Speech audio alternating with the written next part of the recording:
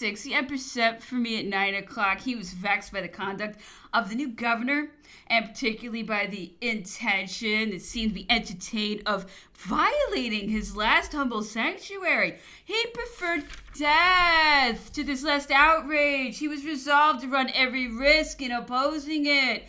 A catastrophe seemed inevitable. The emperor indeed concluded that there was a determination to bring it about, and that only some plausible pretense was sought for, but he was resolved not to evade it. "I am prepared for everything," said he in a certain moment of confidence.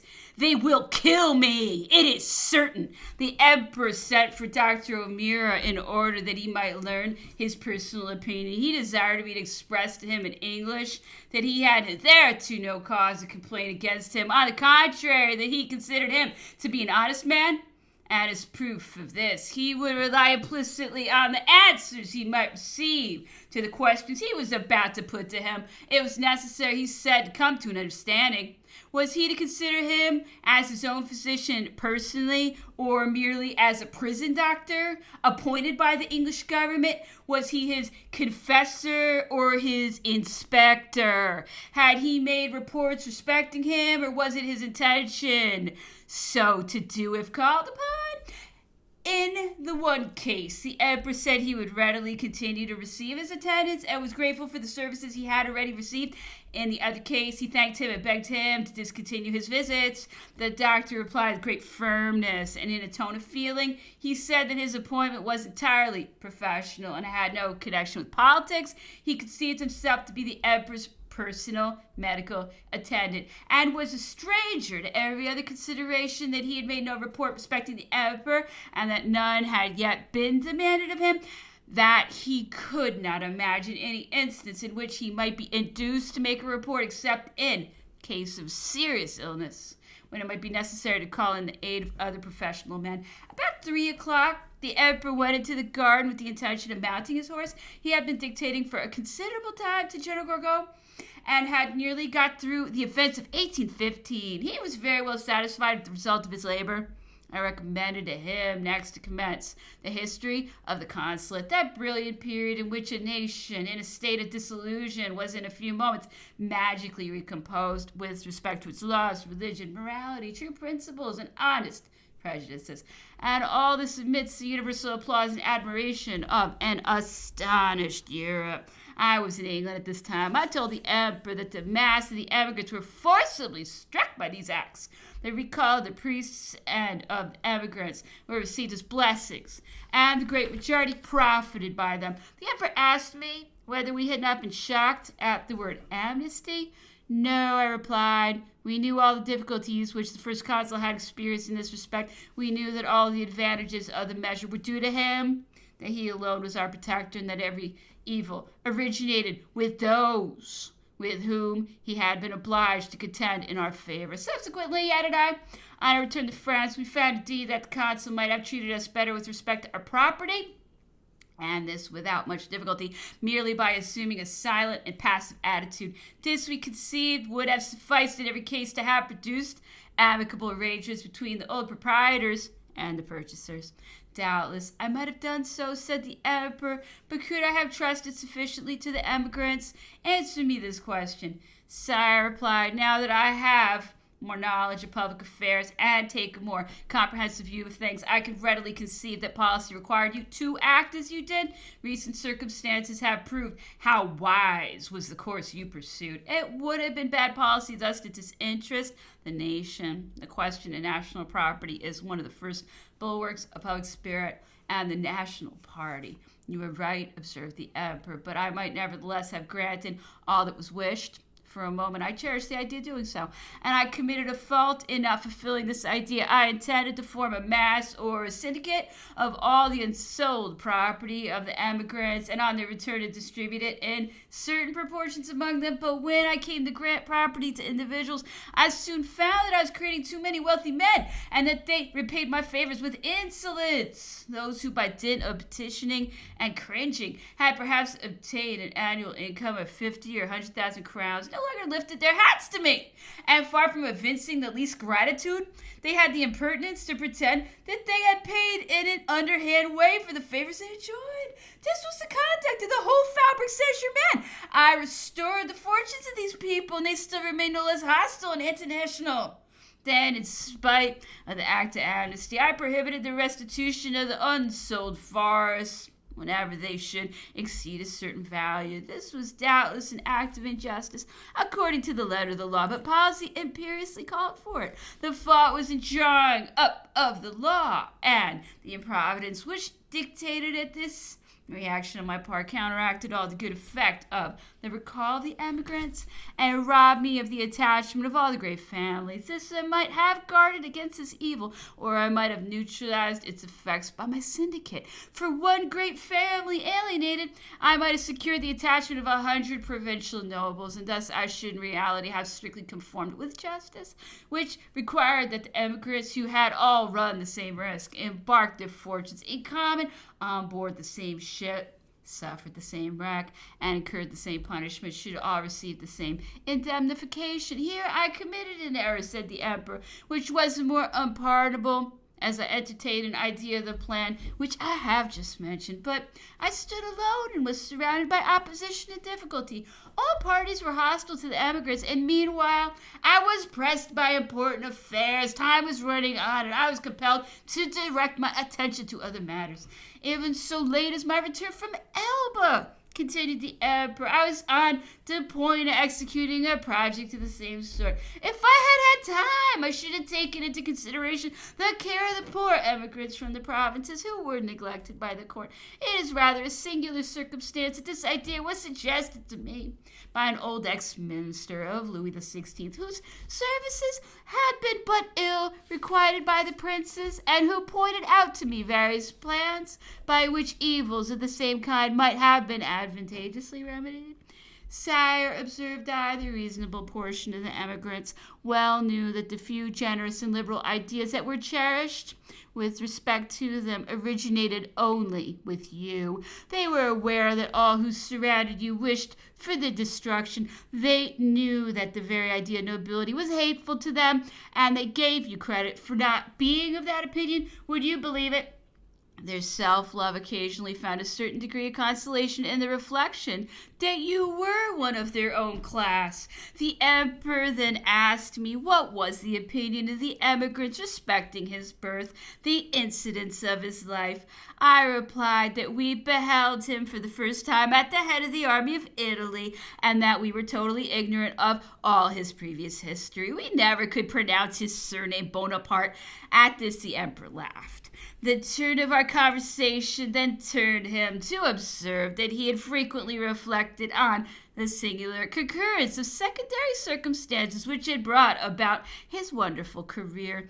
First, if, said he, my father, who died before he attained the age of 40, had survived some time longer, he would have been appointed deputy from the Corsican nobility to the Constituent Assembly. He was much attached to the nobility and the aristocracy. On the other hand, he was a warm partisan of generous and liberal ideas. He would therefore either have been entirely on the right side, or at least in the minority of the nobility. At any rate, whatever might have been my own personal opinions, I should have followed my father's footsteps, and thus my career would have been entirely deranged and lost. Secondly, if I had been older at the time of the revolution, I should perhaps myself have been appointed deputy. Being of an enthusiastic disposition, I should infallibly have adopted some opinion and ardently followed it up. But at all events, I should have shut myself out from the military service, and thus again my career would have been changed. Thirdly, had my family been better known, more wealthy, or more distinguished, my rank and nobility,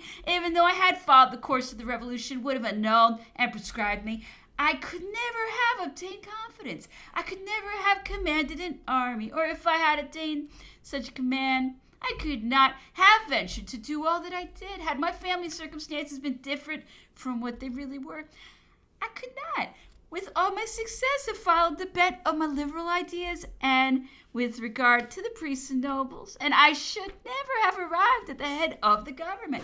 Fourthly, the number of my sisters and brothers is also a circumstance which proved of great use to me by multiplying my connections and means of influence. Fifthly, my marriage with Madame de Beauharnais placed me on a point of contact with a party whose aid was necessary in my system of amalgamations, which was one of the chief principles of my government, and that by which it was especially characterized. But for my wife, I should not have obtained any natural connection with this party. Sixthly, even my foreign origin, though in France an endeavor was made to raise an outcry against it, was not unattended by advantage. The Italians regarded me as their countryman, and this circumstance greatly facilitated my success in Italy.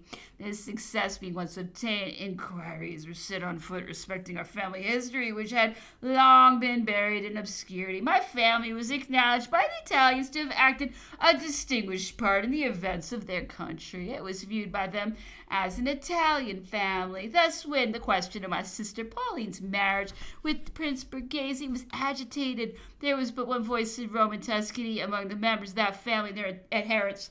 Well, said they, the union is among ourselves. They are our own connections. Subsequently, when it was proposed that the emperor should be crowned by the Pope of Paris, great obstacles were, as circumstances have since proved, thrown in the way of that important event. The Austrian party in the conclave violently opposed the measure, but the Italian party decided in its favor by adding to political considerations a little consideration of national self-love.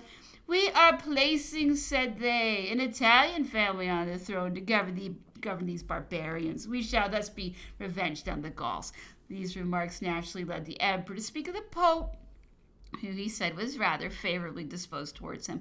The Pope did not accuse Napoleon of having ordered his removal to France. He was very indignant at reading in certain publications that the emperor had treated him with disrespect. He had received at Fontainebleau every mark of consideration that he could wish. When he learned the emperor's return from Elba to France, he said to Lucien in a tone expressive of his confidence and impartiality, "He has landed. He has arrived." He afterwards said, "You're going to Paris. Make my peace with him. I am in Rome. No cause of difference shall rise up between us. It is certain," said the emperor, "that Rome will afford a natural and favorable asylum for my family. There they may find themselves at home." Finally, added he, smiling, "Even my name Napoleon, which in Italy is uncommon, poetic and sonorous, contributed its share to the great circumstances of my life. I mentioned to the emperor that I had already remarked, namely, that the great mass of the emigrants were far from being unjust to him. The sensible part of the old aristocracy disliked him, it is true, but only because he proved an obstacle to their views.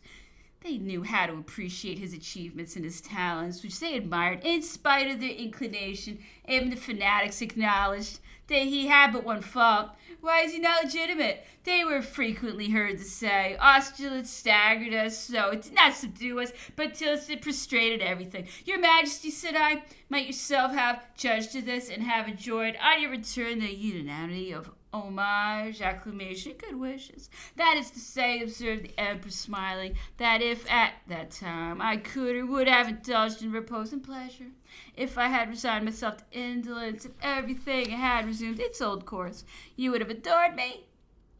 But if such had been my taste and inclination, and certainly nothing was more opposite to my natural disposition, circumstances would not have permitted me to act as I pleased. The emperor then adverted to the numerous difficulties by which he had been incessantly surrounded and controlled, and alluding to the Spanish War, he said, "That unlucky war ruined me, divided my forces, obliged me to multiply my efforts, and caused my principles to be assailed. And yet it was impossible to leave the peninsula a prey to the machinations of the English, the intrigues, the hopes, and the pretensions of the Bourbons. Besides, the Spanish Bourbons were not calculated to inspire much fear. Nationally, they were foreign to us, and we to them. At the castle of Mirac and at Bayonne, I have known Charles IV and the Queen unable to distinguish between Madame de Montmorency and Madame de B. The latter name was indeed rendered more familiar to them through the medium of the gazettes and public documents. The Empress Josephine,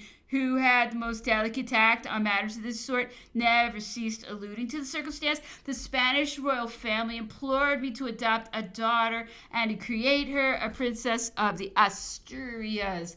They pointed out Mademoiselle de Tascher, afterwards Duchess of Edinburgh, but I had personal reasons for objecting to this choice. For a moment, I decided on Mademoiselle de Rochefoucauld, afterwards Princess Aldobrandini, but I wanted someone sincerely devoted to my interests, a true Frenchwoman, possessing talent and information. I could not fix on one endowed with all the qualities I wished for. The Emperor dined with us today. It was long since we had enjoyed his company. After dinner, he read to us Florian's novel of Claudine and some extracts from Paul and Virginia, a work which he says he is very fond of on account of the early recollections.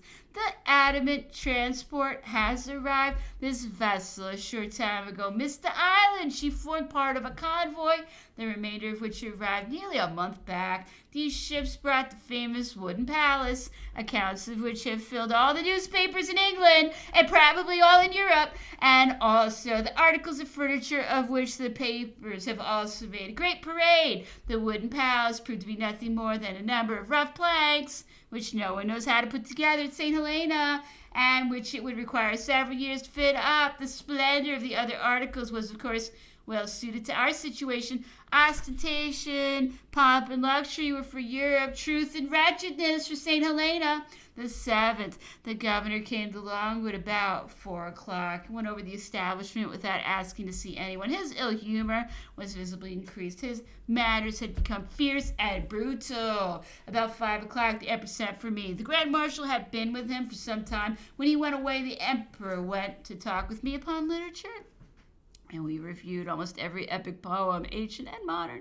When conversing on the Iliad, he took up an edition of Homer and read aloud several cantos. The emperor greatly admired the Iliad. It was, he said, like the Book of Moses, the token and the pledge of the age in which it was produced. Homer, in this epic poem, has proved himself a poet, an orator, a historian, a legislator, a geographer, and a theologist. He may be justly called the encyclopedist of the period in which he flourished. The emperor considered Homer inimitable.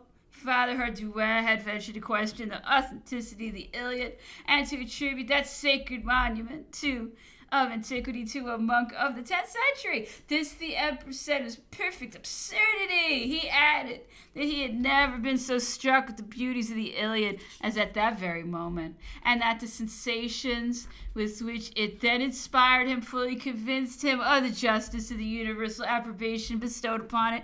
One thing which particularly struck him, he observed, was the combination of rudeness of manners with the refinement of ideas. Heroes were described killing animals for their food, cooking their meat with their own hands, and yet delivering speeches distinguished for singular eloquence and denoting a high degree of civilization. The emperor desired me to stay and dine with him. Though, said he, you would probably fare better at the table of the household, you will be starved with me. Sire, I replied, I know you are but ill provided, but I prefer privation shared with you to luxury enjoyed elsewhere. During the day, the emperor was ill with the headache, of which some individuals of his suite also complained. I regretted that he was unable to go out, for the weather was very fine. After dinner, the emperor summoned the whole of his suite into his own chamber, and we remained with him until 10 o'clock, the 8th. About 5 o'clock, the emperor took an airing in the calash. On his return, he was visited by several English gentlemen, of whom, according to custom, he asked a multitude of questions. These gentlemen had arrived by the Cornwall. They were proceeding to China and were expected again to touch at St. Helena on their passage back to Europe. After dinner, one of the suite remarked to the emperor that his feelings had been painfully excited in the morning when writing out a fair copy of his dictation on the Battle of Waterloo, to find that the result had depended, as it were, on a hairbreadth. The emperor made no reply, but turning to Emmanuel, said in a tone expressing deep emotion, My son, which was his usual mode of addressing him, go and get Iphigenia in Alice. It will be a more pleasing subject. He then read to us that beautiful drama, which he admires exceedingly. The 9th, I went to dine at Briar's with my son and General Gorgot. We stayed to a little ball. I met the Admiral there, and I never found him in a more agreeable humor. This was the first time I'd seen him since the adventure of Memoirs. I was aware how much the circumstances had wounded him. He was on the point of departing for Europe, and I knew the emperor's sentiments. I was 20 times almost tempted freely to enter upon the subject and thus to be the means of reconciling him with Napoleon. Truth, justice, and our own interests demanded this, but I was deterred by considerations that were doubtless trivial. How often have I blamed myself since? But I had not received this delicate mission. I could not venture to take it upon myself. The admiral might have given publicity to the affair and perhaps have represented it in a way that would have highly displeased the emperor and possibly have exposed him to fresh vexations. On this subject, I will note down the following remarks which were made by the emperor and which characterize him too well to be omitted. He was one day describing to me evils attendant on weakness and credulity in a sovereign, the intrigues which they engender in the interior of the palace, and the fickleness which they create. He demonstrated very clearly that a sovereign distinguished for these qualities must inevitably become the dupe of courtiers and the victim of calumny. Of this I will give you a proof, said he. You yourself, who sacrificed everything to follow me, you have evinced such noble and affecting devotedness. How do you think your conduct is viewed? How do you imagine your character is estimated? You are regarded merely as one of the old nobility, an emigrant, an agent of the Bourbons, maintaining correspondence with the English. It is said that you concurred in betraying me over to them, and that you followed me hither only to be a spy upon me, and to sell me to my enemies. The aversion and animosity which you evince towards the governor are affirmed to be only false appearances agreed upon between you for the purpose of disguising your treachery.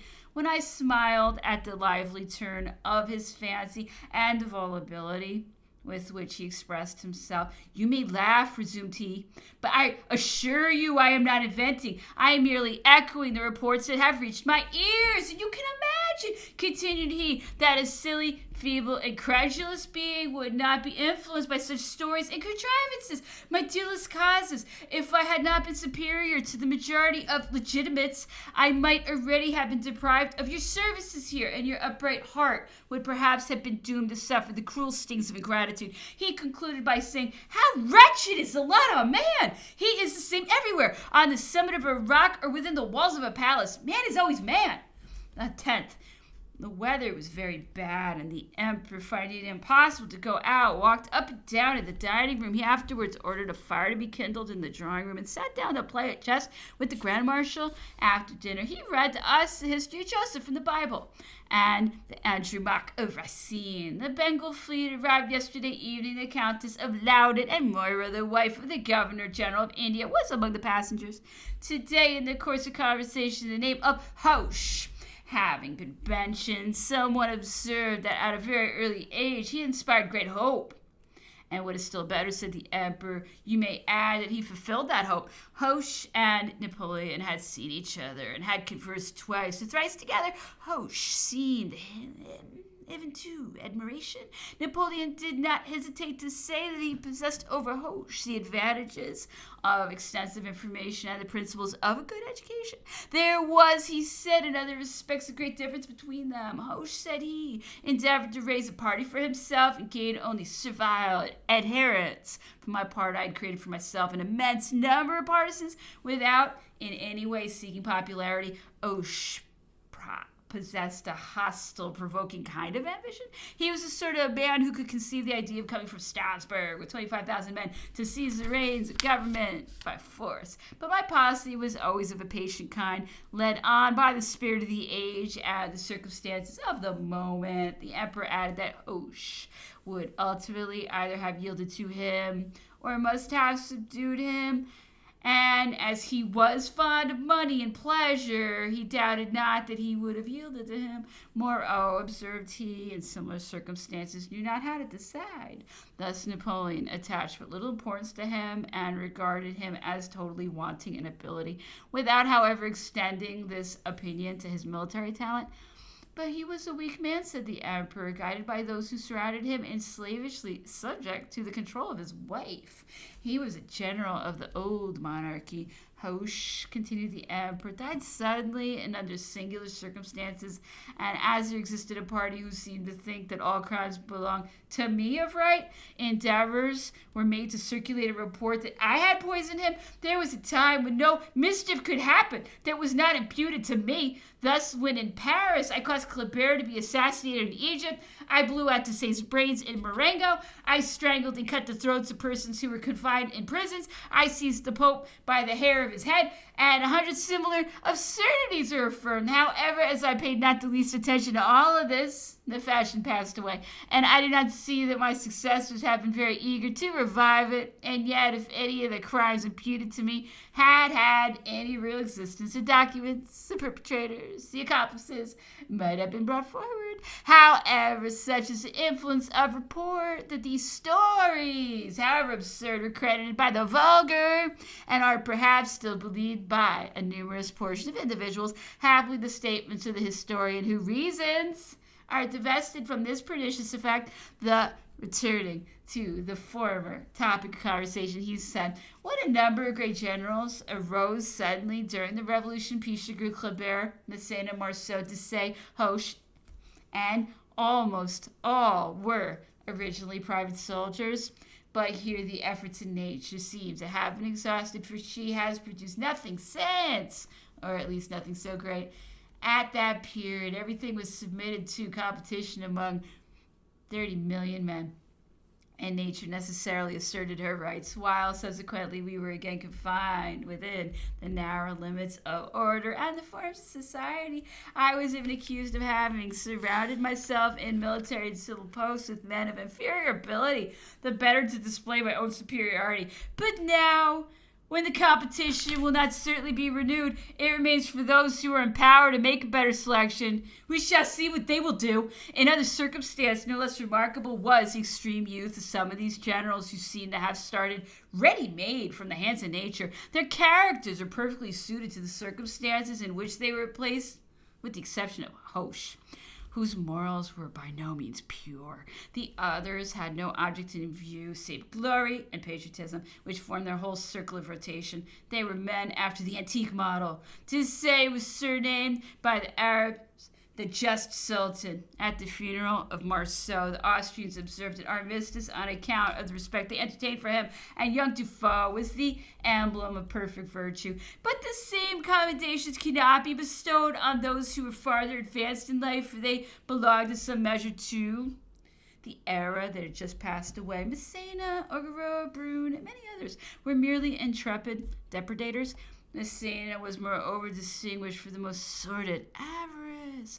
It was asserted that I played him a trick which he might have proved a hanging matter, that being one day indignant at his depredations, I drew on his banker for 2 or 3 million. Great embarrassment ensued, for my name was not without its due weight. The banker wrote to intimate that he could not pay the sum without the authority of Massena. On the other hand, he was urged to pay it without hesitation, as Massena, if he were wrong, could appeal to the courts of law for justice. Massena, however, resorted to no legal steps to console himself as well as he could for the payment of the money. Oh, probably Oudinot. Murat and Ney were commonplace kind of generals, having no recommendations save personal courage. Montcy was an honest man. MacDonald was distinguished for firm loyalty. I was deceived with respect to the character of B.